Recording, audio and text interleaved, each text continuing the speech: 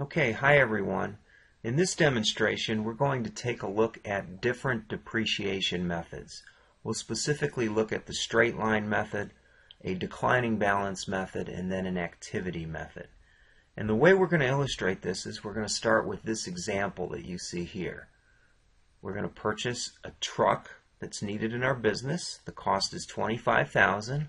We expect the truck to last 5 years, and at the end of the 5 years, we're estimating that we can sell it for $3,000. Okay, so with that, let's look at the formula for the straight line method, and we'll go through that one first. Now, the formula for the straight line method is what you see right above my mouse here. You take the depreciable base and divide it by the length of service. Now, not everybody uses the term depreciable base, so let me explain what that is. To me, a depreciable base is the cost less the salvage value.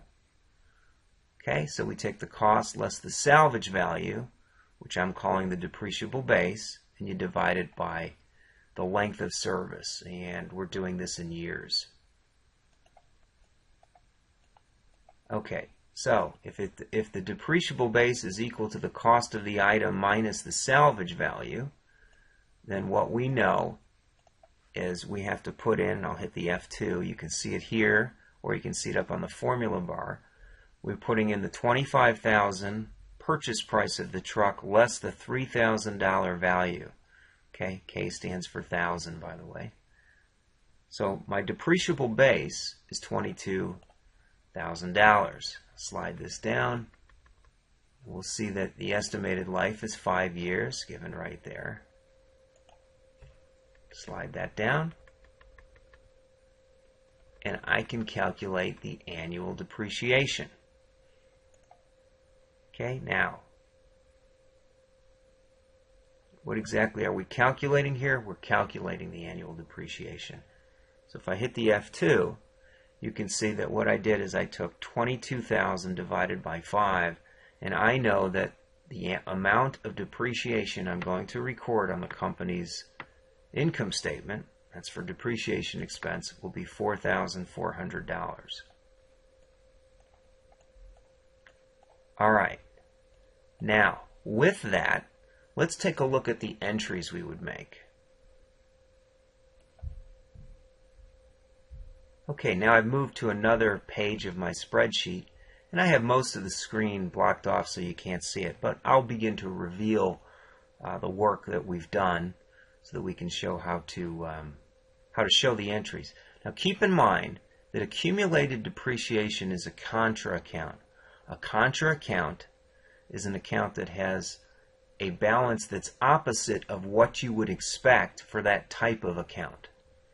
Okay, accumulated depreciation is actually an asset account. It appears in the asset section of the balance sheet. But unlike other assets, its normal balance is a credit. That's why it's a contra account. If its normal balance was a debit, then it wouldn't be a contra account because assets normally increase with a debit. Therefore, assets' normal account balance is a debit. All right, so let's begin to record the entry in the journal. So at the end of the year, or actually, let's go through all the entries. We're going to assume we purchased the truck for $25,000 at the first of the year. So the entry we would make is to debit the equipment, credit cash, and notes payable. We're assuming we purchased the equipment for $5,000 cash, and the purchase price was $25,000, and we signed a note at the dealer or a bank to borrow the $20,000. So if somebody gave us $20,000, we're going to record that liability, and we're going to pay for the equipment with a debit of $25,000, a credit of $5,000 cash, and then an obligation to pay back the note over time. Okay? And that would be the entry we would record to record the purchase of the truck. Now, at the end of the year, we've got to record depreciation. Using straight line method, we already calculated that the annual amount would be $4,400. I'm going to flash back. There's the $4,400 that we calculated. Okay, now I'll go back to the journal entry page. And so we will debit depreciation expense for $4,400 and credit accumulated depreciation. Now you'll see that I also used dash truck and dash truck. Different businesses will use different accounts for different purposes. Some businesses may only want to record it depreciation expense and be done with it. Some would say depreciation expense / equipment or dash equipment and record all of their depreciation expense just to the equipment account. But for this example, we're assuming that the business wants to record depreciation expense on every significant asset it purchases. The truck is considered to be significant in this example, so it will record a debit to depreciation expense of $4,400 and a credit to accumulated depreciation, truck, of $4,400. Okay, so at this point, we have impacted the income statement by increasing expenses by $4,400, and we've impacted the balance sheet by reducing assets, $4,400. Now, we didn't reduce the truck account directly. Instead, we used the contra account, the accumulated depreciation.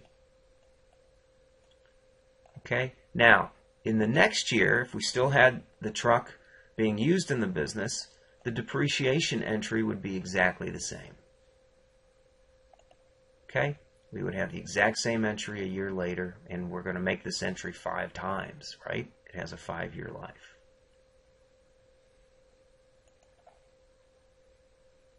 Okay, next, let's jump back to our depreciation example and illustrate how we would record depreciation if instead we're using a declining balance method. Okay, so now we're back on our depreciation example, and we're going to take a look at the double declining balance, abbreviated as DDB. I probably should spell that out. Double declining balance. Okay, and that's the double declining balance method. Expand this a little bit so you can see it. Now, the way the double declining balance works is you take the straight line rate and double it. All right, so our original cost, we start off with the depreciable base, which was $22,000, right? And remember that the depreciable base we previously calculated as being the cost less the salvage value. And then we say, well, what's the straight line rate? And I did that calculation over here. We're going to take depreciation over 5 years equally. So the easiest way to come up with that is take the number 1, which represents 100%, and divide it by 5. Now you could actually say, take 100% of the value and divide it by 5. Excel will know that that's the same thing as taking 1 divided by 5. And you get 0.2. If we format that as a percentage, it's 20%. So coming up with double declining balance, if we're using a double declining balance method, would be to take the straight line rate and multiply it times 2. So I would just take that value there and multiply it times 2, and I get 40%. Or the other alternative is you could do the calculation in one cell. You could say, take the 100%, divide it by 5 years, right? We're going to need that as an answer, so I'll put parentheses around it, then multiply it times 2. Either way, that will get you the 40% rate. Now that we have the 40% rate, let's show you how this works. You're going to have to put together a schedule with double declining balance. Okay? You're going to have a schedule. I probably should maybe highlight this with a little bit different color to show that this really is a schedule that's going across. We need to figure out what the book value is, what rate we're using, what's depreciation, and what's accumulated depreciation. And we're going to run this for every year. So the book value right before we take depreciation for the first year was $25,000. Notice that we're not using the depreciable base. We're not subtracting the $3,000 of salvage value off of it. We're using the cost. So the book value at the at the beginning of the year for the first year's depreciation is $25,000. We've already calculated that the rate was 40%, right? We got that from that value right there. And then we multiply the value of what's in cell B19 times C19 in this example. So we take the 25,000 times the 40%, and that's our depreciation for the first year. And then we run a running total of how much accumulated depreciation do we have. Okay, now, that's what we have for the first year. Let's go look at the entries we would make to record that. All right, now I've jumped back over to our journal entries, and we're going to look at the using double declining balance.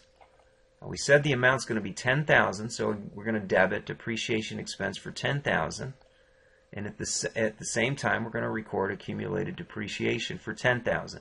Now notice, with double declining balance, we're taking much more depreciation than we would with straight line.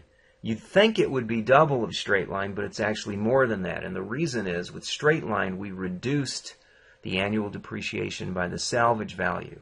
The salvage value is treated a little bit differently when we use declining balance.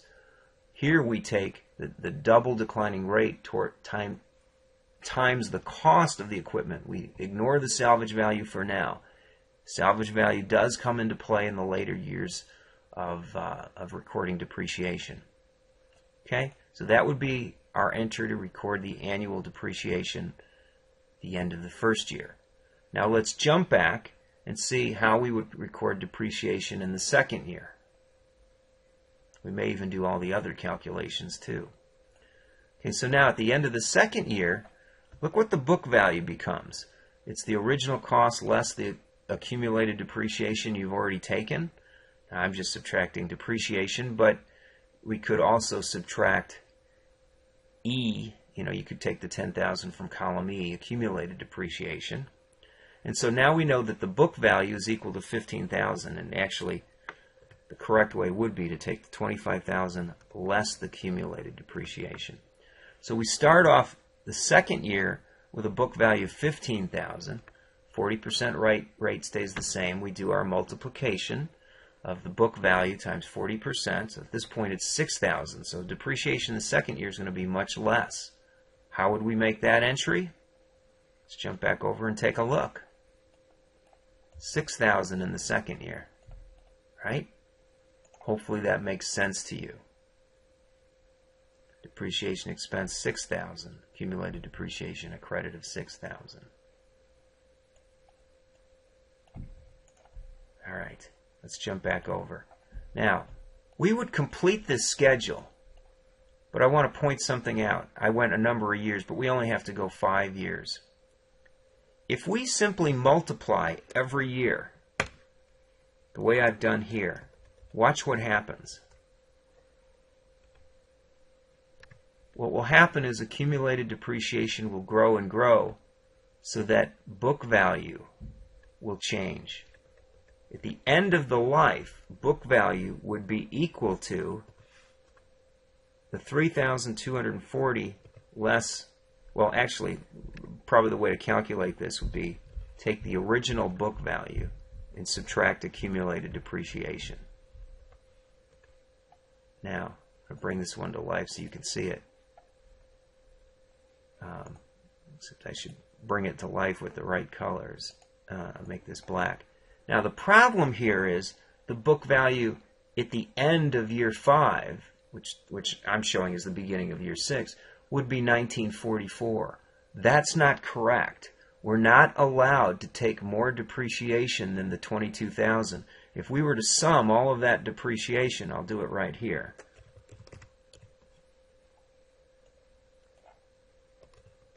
It exceeds 23,000 by $56. So what that means is, in the last years of the life, we've got to pay attention to what the depreciation is, because we can only bring accumulated depreciation to 23,000, not 2356. So if I multiply B23 times C23, that's not the right amount. I've got to look at what accumulated depreciation would be and reduce it by the amount needed so that we only bring accumulated depreciation equal to the depreciable base. That way, if I were to calculate the book value by taking the $25,000 minus the accumulated depreciation at the end of the full life, you'll see that I can come down to the right amount. Oh, and by the way, I didn't use the right amount. It's not 23,000. This has to be less 1056. 200. I can only take 240 in the last year, because that gets me to the 22,000, the full depreciable base. That's as much depreciation as I can take, and then we wind up with a book value of 3,000 at the end of the life. Now, we're not taking depreciation anymore. There is no period 6 depreciation, which is why I had this one hidden from you, because once we get to the depreciable base, we're done. So what that means is, using double declining balance, we would record 10,000 the first year, then 6,000, then 3,600 in year 3, then 2,160 in year 4, and then $240 in year 5. Okay? Now, let's assume we didn't use double declining balance, we just used declining balance. Right? If that were the case, we'd call this declining balance. And let's assume it's just simple declining balance. So instead of using 20% or 40%, we'd use the 20%. Now, if we look at the calculations, we see that they change a bit. At this point, I'm at 22,408. I still have another year's depreciation to go. So let me copy all of this down. I think, by the way, this one's going to give me the wrong amount. This one is going to be equal to the 25,000 less the accumulated depreciation from the year before, and I've got $2,592. I can't do that. Now, I actually did this wrong. I'm 408 too high. So we'll calculate depreciation here. 1728, but that's 22,408. I've got accumulated depreciation a little bit too high. So if I subtract the 408, I'm at the 22,000. So again, we wouldn't have depreciation going on the next year, but you get different amounts. Oh, actually, that 20% needs to be everywhere. So this is going to recalculate our numbers here. Oh yeah, now we can take the depreciation on for a few years more. It's going to be equal to 25,000 less the 16,400, right? And the depreciation is going to go on for a while. This time I'll hit the F4, so when I copy this,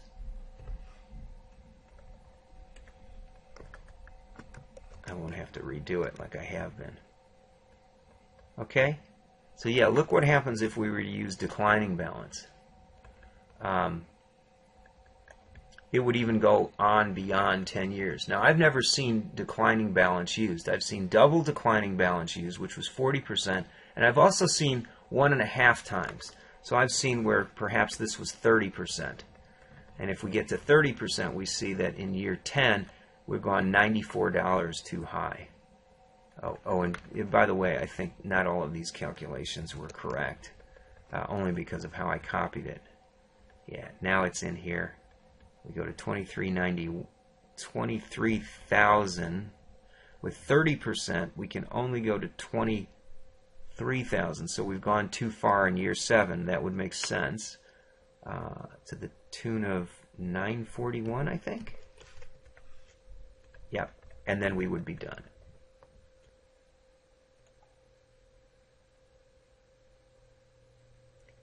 Okay, so the point of illustrating using double declining balance, which was at 40%, and now redoing it at declining balance at 1.5 times, is to show you that we use the same formula by taking the book value times 30% until we get to the total amount of depreciable base, and then you have to adjust in that last amount of depreciation.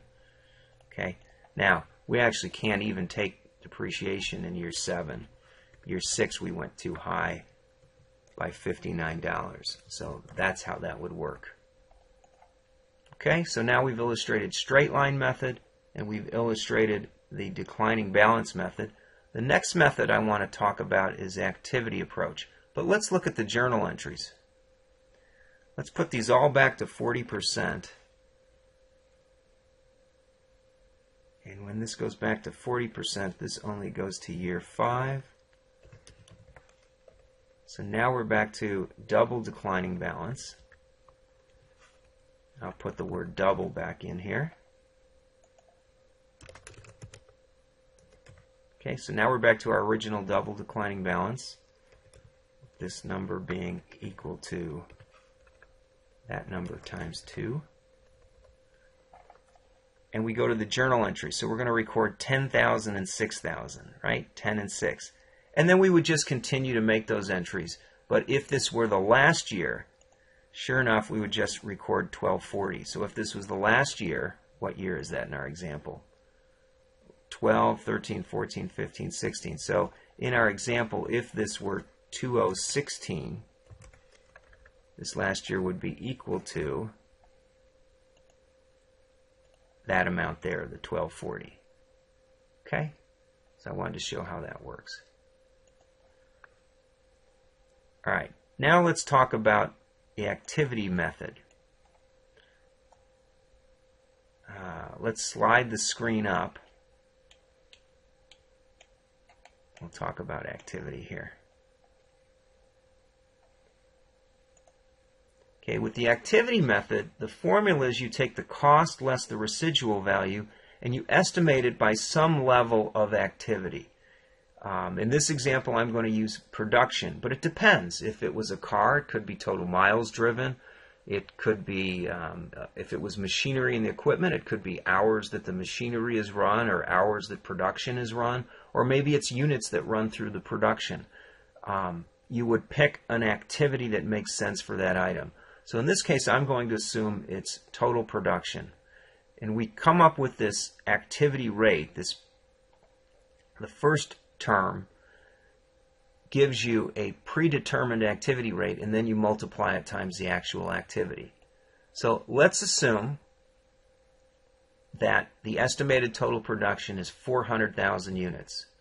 So we're going to take 25,000 less 3,000. That's our cost less residual value. Comes out to be $22,000, same example that we've used before. We divide it by the total estimated production of 400,000, and we come up with, there's the math, right? 25,000 less 3,000 divided by 400,000 gives you a cost per delivery of 0.055. And actually, I don't want this to be per delivery. Or actually, it could be. Total production would be pizzas, and we're delivering pizzas. Okay? So it would be per delivery in that situation. Otherwise, we could change this to say this is total estimated total deliveries, and we would multiply it then by actual deliveries. And this would make sense for any kind of equipment that's related to the deliveries we make. Okay, so with 400,000 deliveries estimated, it would mean that we would expect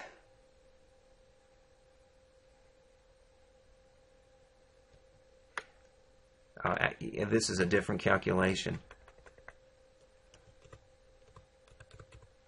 We would expect to pay the full 22,000, right? Now, we're never going to make that much in a year, so we would have to do the calculation per year. Okay, so let's say in the third year we made 89,500 deliveries.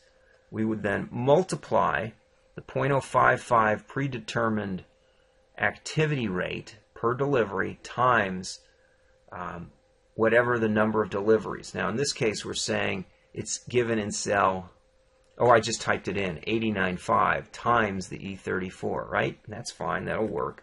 So it tells us that in this year, we're going to record depreciation of $4,922.50. If we were to round that, it's $4,923. If we jump back over to our journal entries, we'll see that what we would do with the activity method is make that entry in that dollar amount, $4,923. So we debit depreciation expense for $4,923, and we would record accumulated depreciation of $4,923. And we would make whatever entry is required in whatever year is required. Okay? So how do we keep track of when we've achieved the $22,000? Well, you're going to have to do that. You're going to have to keep track of the book value, and you're going to recognize that once you're getting to that 22,000 point, you cannot take any depreciation beyond it. So let's say we were in year 6 and we did another 90,000 deliveries, but we only had $500 left to depreciate, let's say as an example. All you could record would be $500 in that last year. And at that point, you don't record any more depreciation. If you're still using the asset, that's fine. You're welcome to do that. As long as the asset is being used and you fully depreciate it, there's no more entries to make. Okay? So that was an illustration of how the activity approach works. Now the last thing I want to focus is how does this look on the company's balance sheet? Well, here's how the presentation might look. And by the way, I'm just making up numbers here. Let's assume in the long-term assets, oh, by the way, you can't see this. Let me move this so you can see it. There you go. So over here, I'll put a nice color in the background so we know what we're focused on. Maybe something, yeah, light green. There's like a grayish green so you can see what we're focused on now. Okay, in the long-term assets of the balance sheet, the presentation might look like what you see here, where we list the building, less accumulated depreciation on the building, then the truck, less accumulated depreciation on the truck, netting it, and showing long-term assets. I've seen that done. That's one method of presentation. Now, I've also seen this method done. Let me hide this here. And again, we'll format this in this same color so that you can see what we're focused on. I've also seen it presented on a balance sheet where accumulated depreciation wasn't broken out into the various components, just one line item. So property, plant, and equipment was all listed at cost, and then there was one line used to record all the accumulated depreciation to come down to net property, plant, and equipment. I've seen that. I've also seen it recorded this way. We'll focus again here, where it simply said it provided the items as net and gave you the cost in the description. It gave you the amount of the accumulated depreciation in there. So if you wanted to know the cost, you'd have to work backwards. Building less $400,000 of accumulated depreciation. Okay? So you would know, oh, well, the cost of the buildings that the company has in use is $800 plus the $400. That was the original cost. They've taken $400,000, so the net value, or the book value of the building, is now $800,000. Okay? Same thing with truck. So all three of those ways are valid ways that companies are permitted to prepare the long-term sections of the balance sheet. Okay, I just wanted to point that out at the end. And at this point, I think we're through. We've gone ahead and we've looked at the various methods, right? We've looked at, let's jump back to here. We've looked at the straight line method, the double declining balance method, and the activity method. We illustrated the journal entries that would be made, and then we also illustrated how it would appear on the company's balance sheet for long-term assets. Okay, I hope you found that beneficial.